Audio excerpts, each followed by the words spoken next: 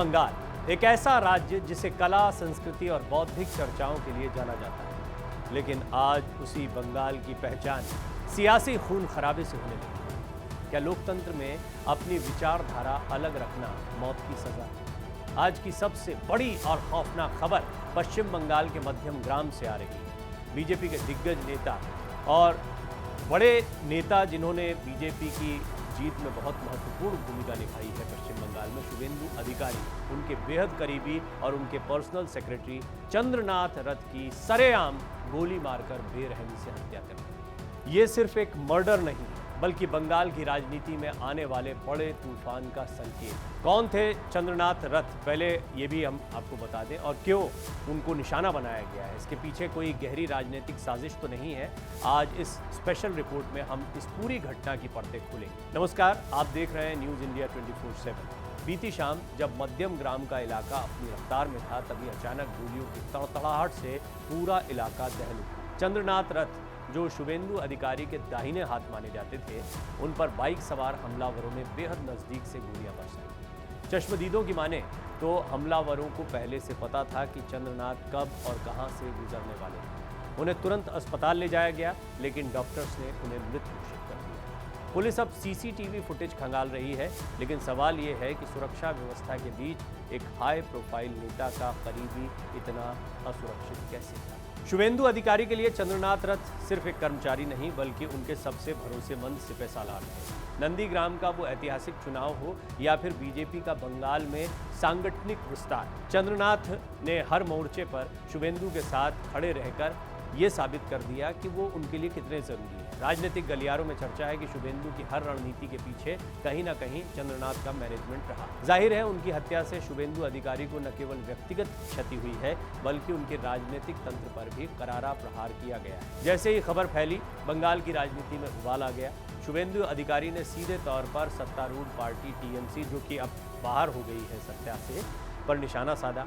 BJP का कहना है कि ये टारगेटेड किलिंग है और ममता सरकार विपक्ष की आवाज़ को दबाने के लिए हिंसा का सहारा ले रही। दूसरी तरफ पुलिस और प्रशासन इसे आपसी रंजिश या किसी अन्य विवाद का रूप देने की कोशिश कर रहा है। वरिष्ठ पुलिस अधिकारियों का कहना है कि जांच जारी है और किसी भी निष्कर्ष पर पहुंचना जल्दबाजी होगी। लेकिन क्या बंगाल में राजनीतिक हत्याएं नई बात है? यहाँ हमें यह समझना होगा कि बंगाल में चुनाव के बाद की हिंसा यानी पोस्ट पोल वायलेंस एक कड़वी सच्चाई बन चुकी है।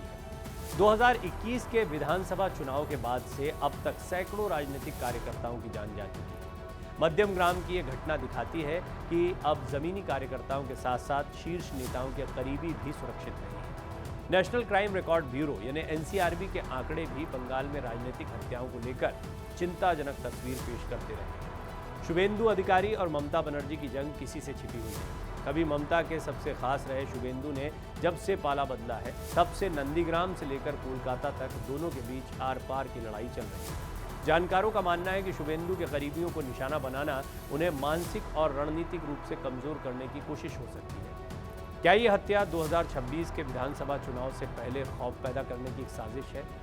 इस खबर को लेकर न केवल देश बल्कि अंतर्राष्ट्रीय मीडिया की भी नजरें टिकी हुई है। लोकतंत्र में हिंसा का कोई स्थान नहीं है, लेकिन बंगाल में ये एक रूटीन बन गया है। सोशल मीडिया पर बंगाल वायलेंस ट्रेंड कर रहा है। इंटरनेट पर कई अन्य पोर्टल्स की रिपोर्ट बताती है कि इस इलाके में पहले भी कई बार बमबाजी और गोलीबारी की घटनाएं हो चुकी हैं, जिससे स्थानीय लोगों में डर का माहौल है। क्या पुलिस असली कातिलों तक पहुंच पाएगी या फिर ये केस भी फाइलों में दबकर रह जाएगा?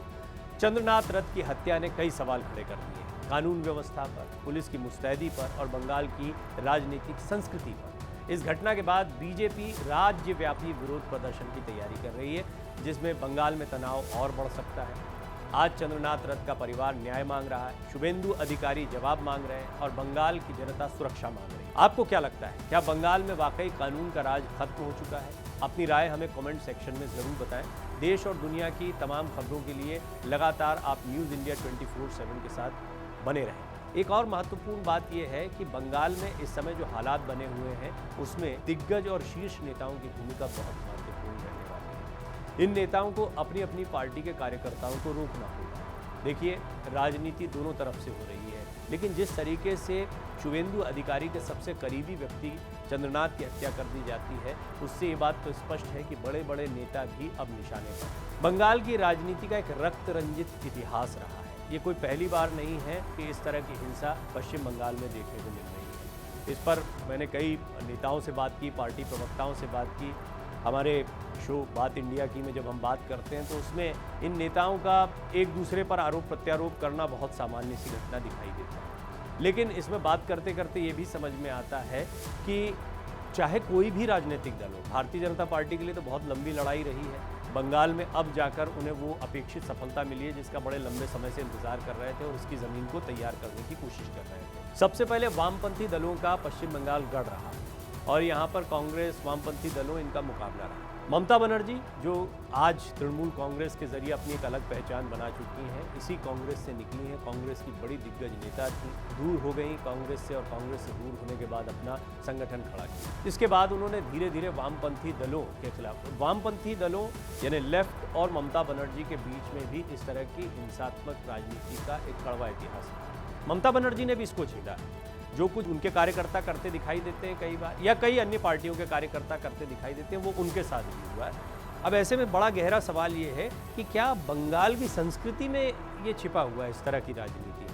क्लब पॉलिटिक्स हो चाहे कार्डर हो, जितने भी आप कार्यकर्ता देखते हैं वो एक पार्टी से दूसरी पार्टी में चले जाते हैं। लोग तो वही हैं, बस पार्टियां बदल रही हैं। जैसे वामपंथी दलों का पूरा काडर जो है, पार्टी के कार्यकर्ता हैं, वो तृणमूल कांग्रेस में शिफ्ट हुए होंगे और अब उसी का बड़ा हिस्सा जो है वो भारतीय जनता पार्टी में शिफ्ट हुआ है। कुल मिलाकर कार्यकर्ता वही हैं, उनका काम करने का मिजाज वही है। बंगाल में असली बदलाव की शुरुआत तब होगी जब राजनीति में इस रक्त रंजित संस्कृति और ये जो काला इतिहास है, जो धब्बा है, कलंक है पश्चिम बंगाल की सियासत पर, इसको मिटाया जाएगा और इसको मिटाने के लिए बड़े व्यापक पैमाने पर प्रयास करने पड़ेंगे। उम्मीद करते हैं कि ये प्रयास दोनों ही दलों की तरफ से या हर राजनीतिक दल की तरफ से किए जाएंगे, क्योंकि सबसे महत्वपूर्ण है शांति बनना, आम लोगों का सुरक्षित रहना, जो फिलहाल बहुत बड़ी चुनौती पश्चिम बंगाल में। आप अपनी राय ज़रूर रखें, बने रहिए न्यूज़ इंडिया 24/7 के साथ। नमस्कार।